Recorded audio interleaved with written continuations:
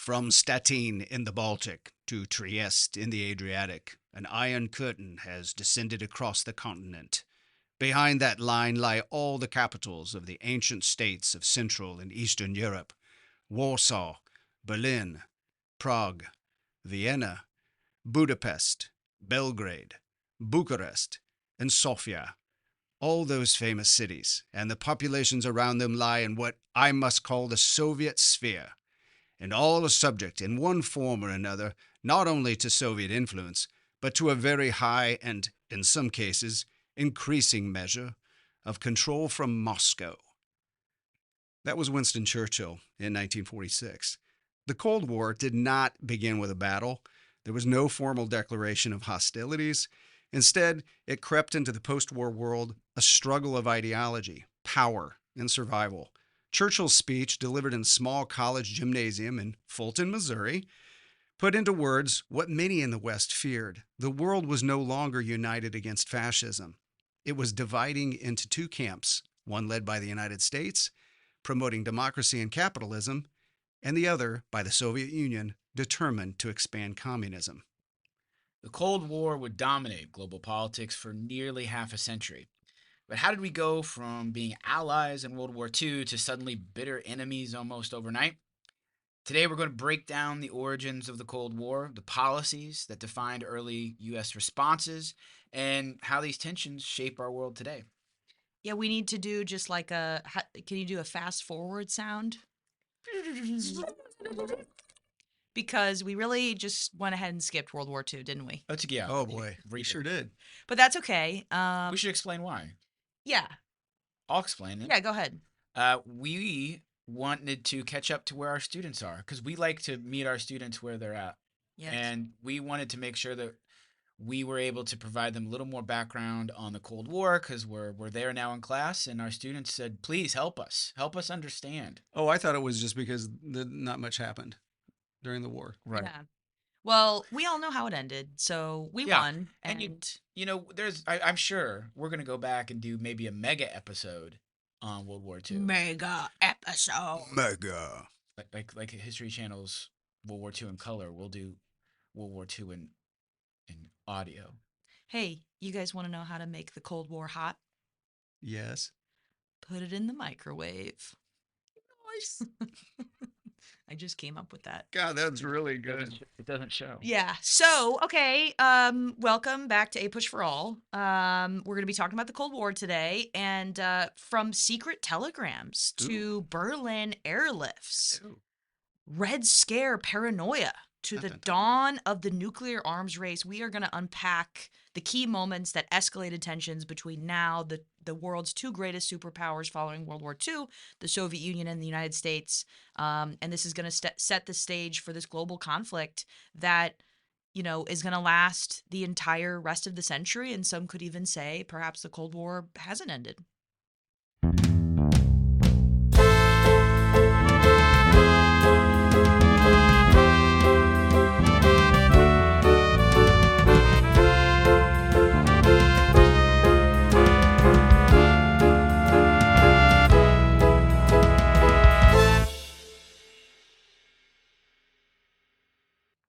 So let's start in 1945. World War II is ending.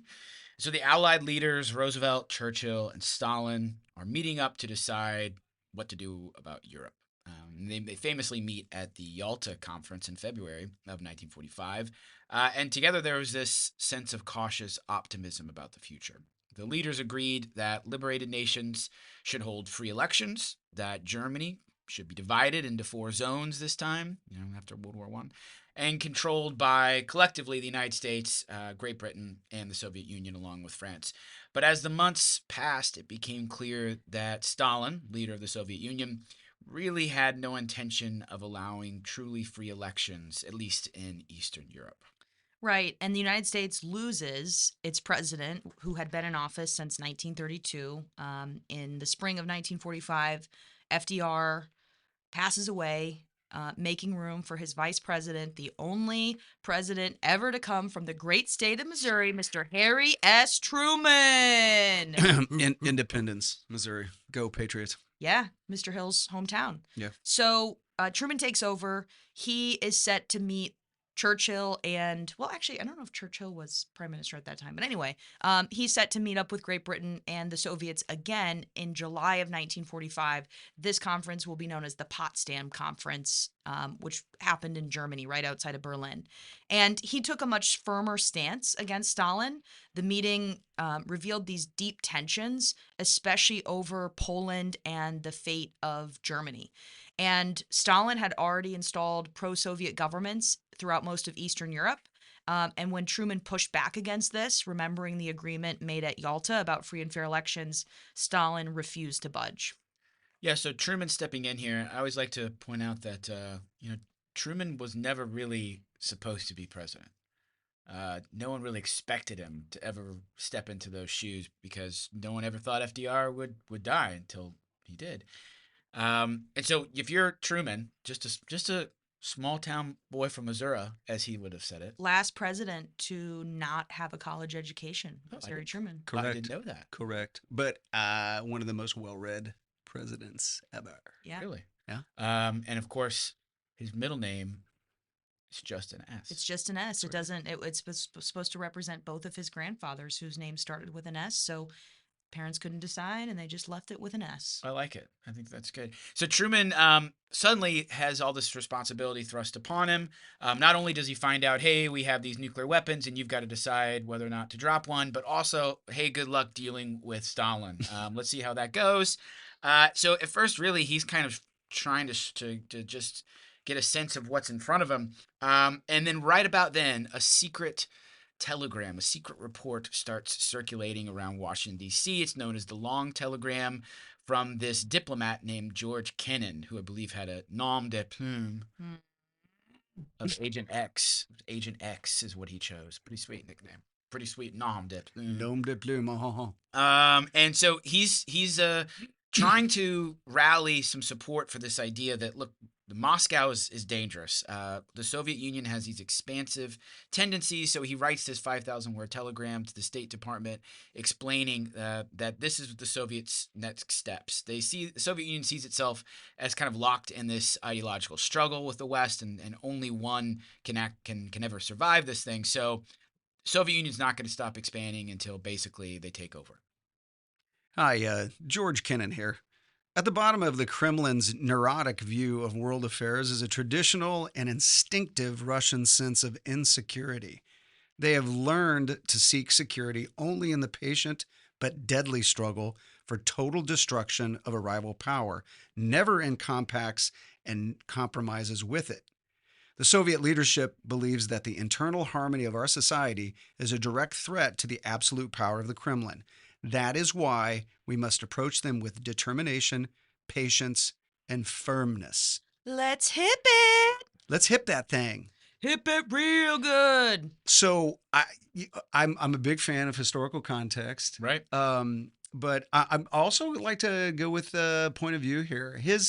In a word, his point of view, Kennan's, could be summed up in the word containment. And his point of view is that communism, allegorically, is a disease. And what do you do with a disease? You take all the healthy population and you quarantine them from being touched by the disease. And so this allegory of containing a disease is going to push forward. Point of view. And one tip for our students and for teachers who teach this as well, when you do point of view, you have really got to hit on what is the background or the experience of this author. So in this case, George Kennan, he's a long-term diplomat. He is someone who knows a lot about foreign policy, not just in the Soviet Union, but other places around the world. He has made a career out of foreign policy, and so he is extremely knowledgeable on this situation and knowledgeable on how the United States should move forward. So if you're ever going to do point of view, just remember that it's got to go back to the author's background and experiences, how that is impacting what they are saying. True dat. Excellent. And of course, containment will go on to be one of the most influential policies that the United States develops in the early stages of the Cold War. So,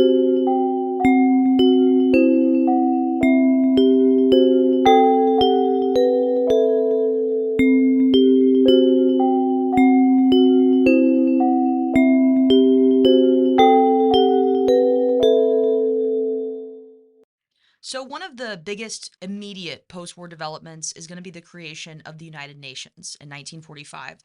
This is going to replace what unfortunately was the failed League of Nations. Woodrow Wilson is just, seething and turning over in his grave about this. The fact that the United States never joined the League of Nations, his baby, his creation. Um, but this is very Wilsonian in nature. If we're thinking about APUS continuities and changes over time, this is a change because we are dedicating ourselves to being involved in foreign affairs and alliances from here on out. But also, it is a Wilsonian continuity, and his idea for this ability for the world to have continuous peace through diplomacy and negotiations instead of through war. So, unlike the League of Nations, the UN is going to have a lot more teeth, especially with its Security Council, which included the 5 permanent members: the United States, the United Kingdom, the Soviet Union, China, and France. And as the Cold War tensions grew, so did the importance of these military alliances. In 1949, the U.S. led the creation of NATO, or the North Atlantic Treaty Organization, and this was meant to be a mutual defense pact. The goal was to deter Soviet aggression. If one NATO member was attacked, all the others were obligated to respond. So Stalin saw this as a direct challenge, and so he was sort of like, you know what, I don't want to be in your stupid club. I'm going to form my own way cooler club and call it the Warsaw Pact. And it's going to be me and all my communist friends. And we're going to do our thing. Yeah, wildly popular. So all of those diplomatic machinations, let's call them. In addition to these, we, the United States, will use their biggest asset. We are the only ones that are really unscathed after World War II. And so we're going to open our pocketbooks. And so what is that going to look like? It's going to look like the Truman Doctrine in 1947, the Marshall Plan in 1948, Berlin Airlift, which it's diplomatic, it's economic as well. This is going to mark a major shift, as what Ms. Keltner was pointing out. Previously, we were isolating ourselves. We can no longer afford to do that. We are indeed a global community.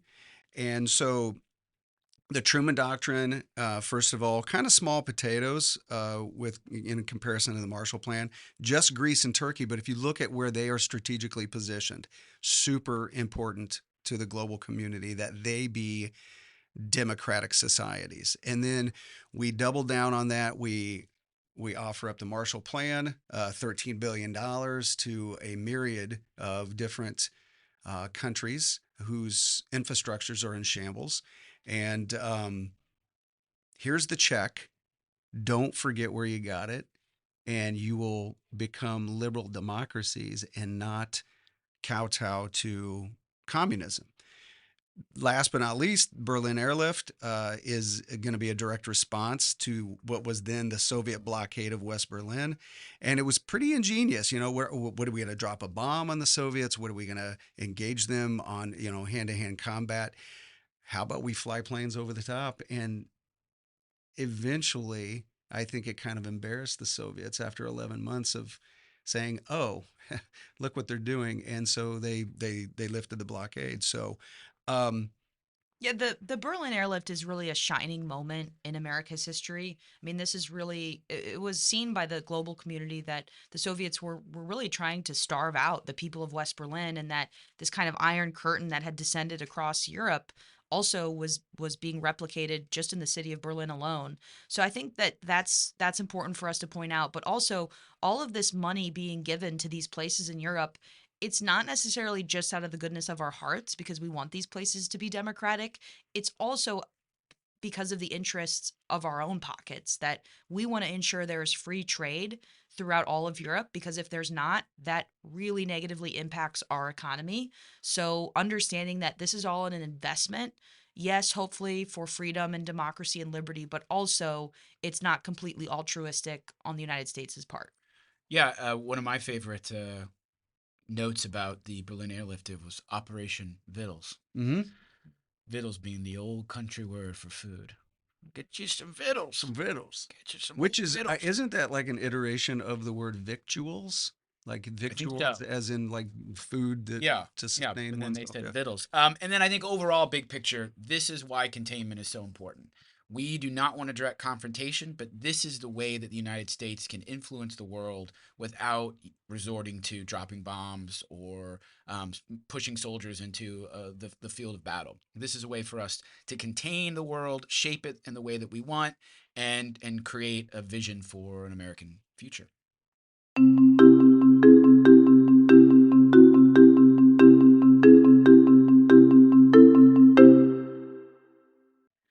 So when the Soviets first successfully test their atomic bomb is going to be in August of 1949, just 4 years after the United States detonated the world's first and only atomic weapons used against an adversary in Japan.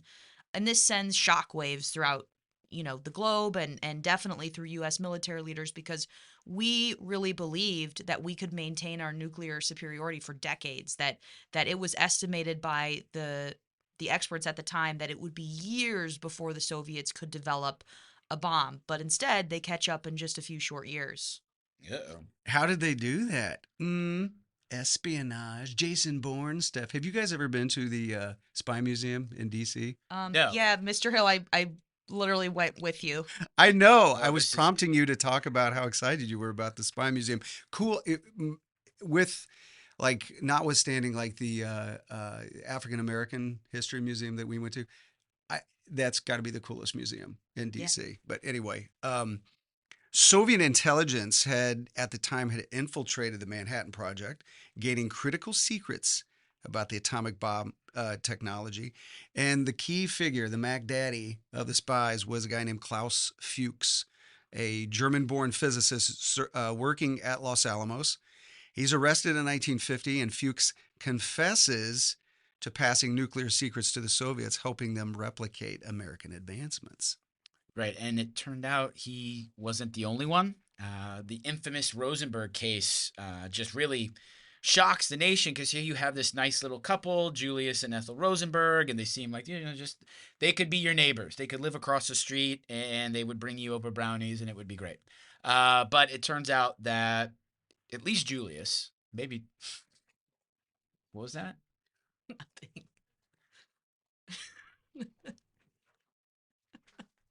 I gotta stop looking at you guys.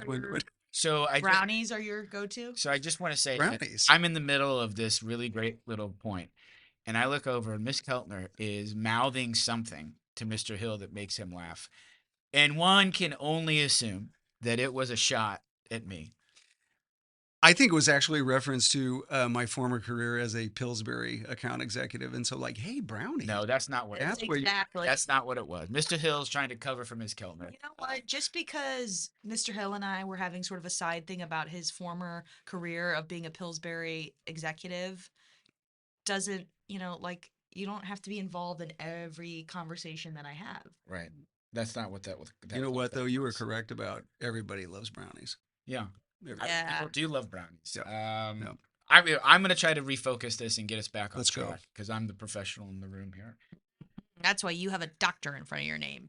So as I was saying, Julius and Ethel, turns out that at least Julius was passing on some secrets to the Soviets. He was convicted of espionage, and both the Rosenbergs, poor Ethel, were executed in 1953. But this fueled even more anti-communist sentiment in the United States.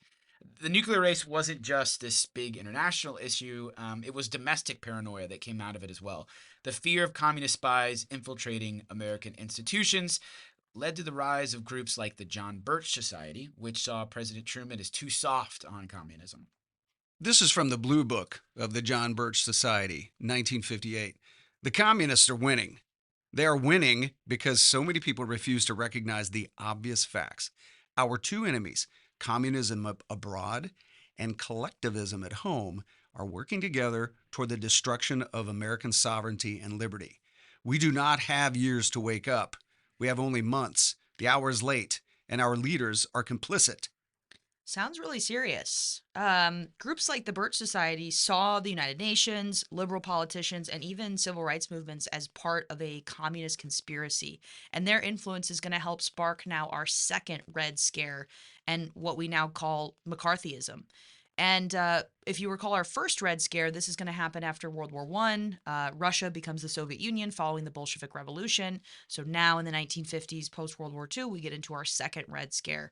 And at its height, thousands of Americans were accused of being communist sympathizers, and the fear of infiltration, it ruined careers, ruined people's lives, it destroyed reputations, and it even led some people to commit suicide because of these allegations, mostly false allegations.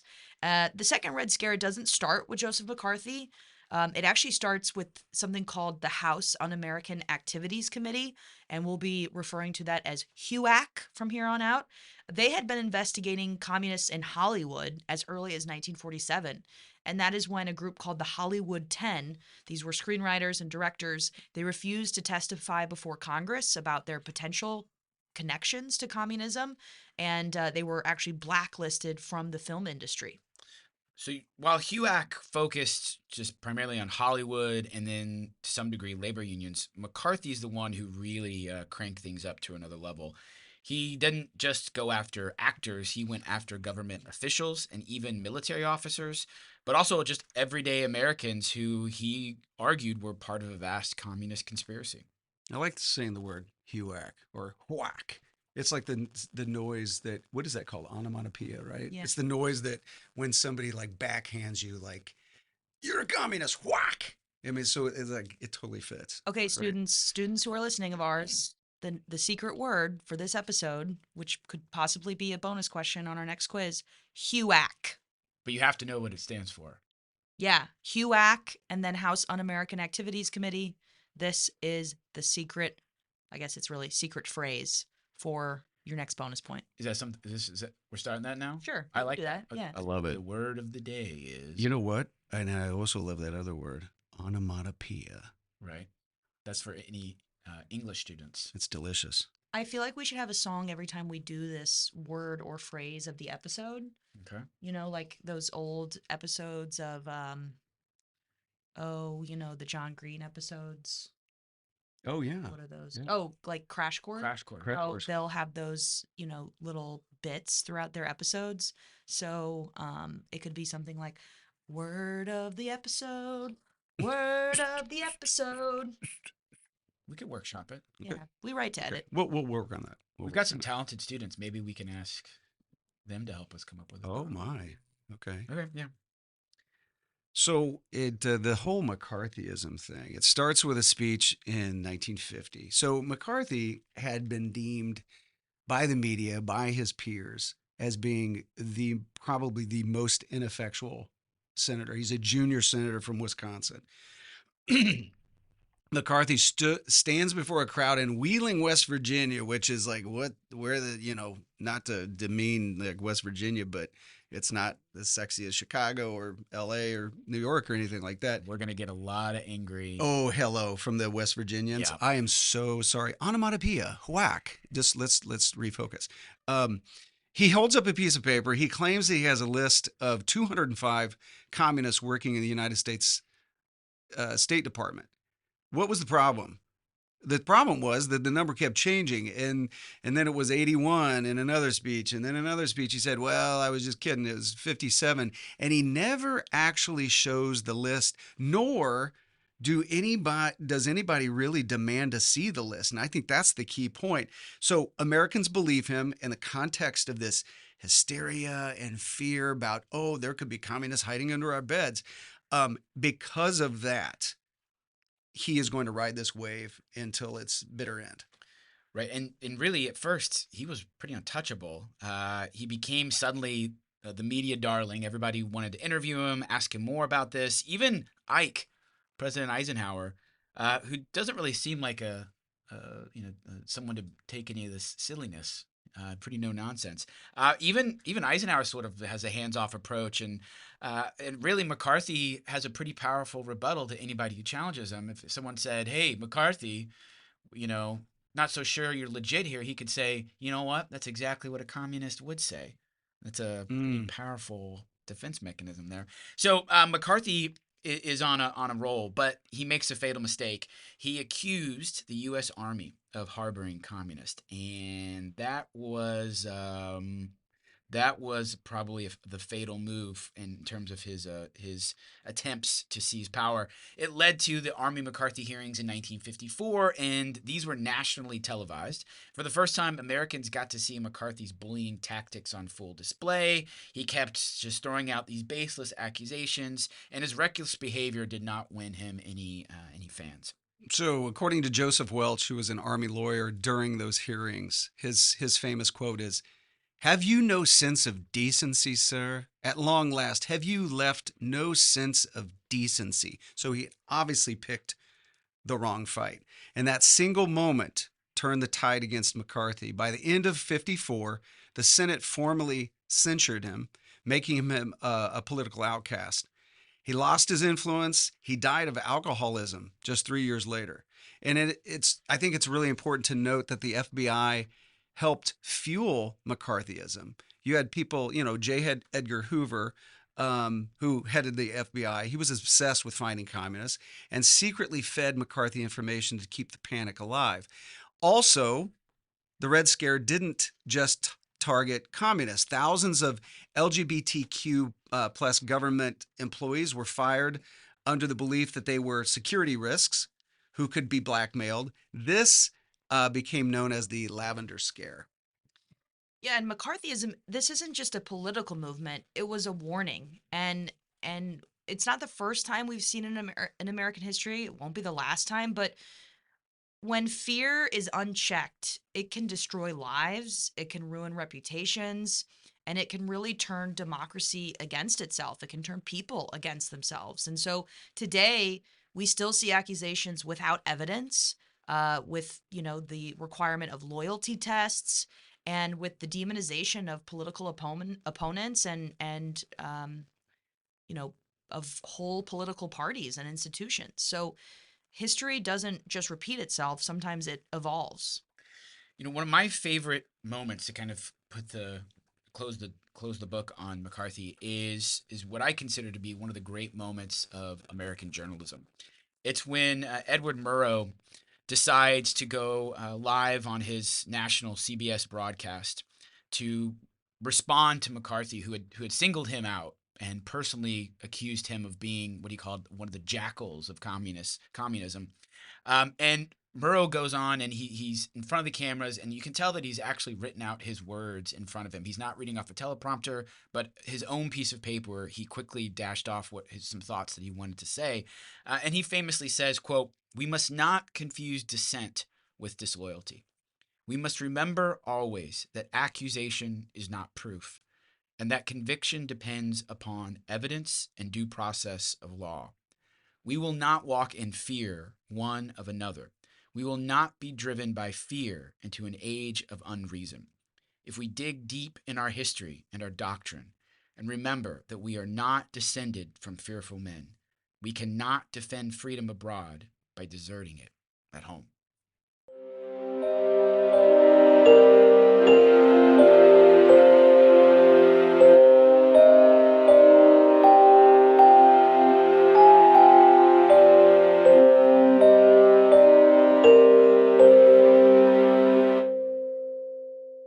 So, one of the clearest Cold War echoes today, of course, is the Russian Ukraine conflict. Ukraine was once part of the Soviet Union, and after its independence in 1991, following the collapse of the Soviet Union, it sought closer ties with the West. Russia, however, sees Ukraine as a critical buffer state, just as the Soviet Union saw Eastern Europe during the Cold War.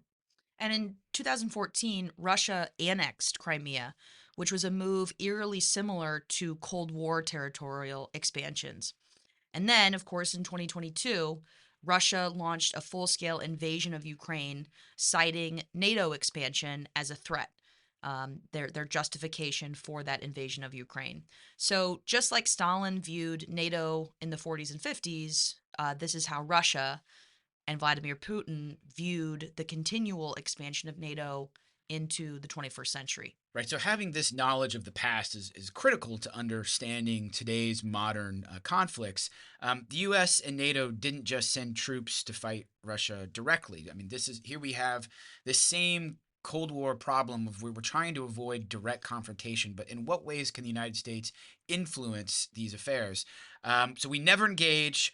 And now the question is, how are we going to support Ukraine? And it's going to be primarily through sending weapons and military aid, kind of similar to what happens in Greece and then Korea and then eventually in places like Vietnam.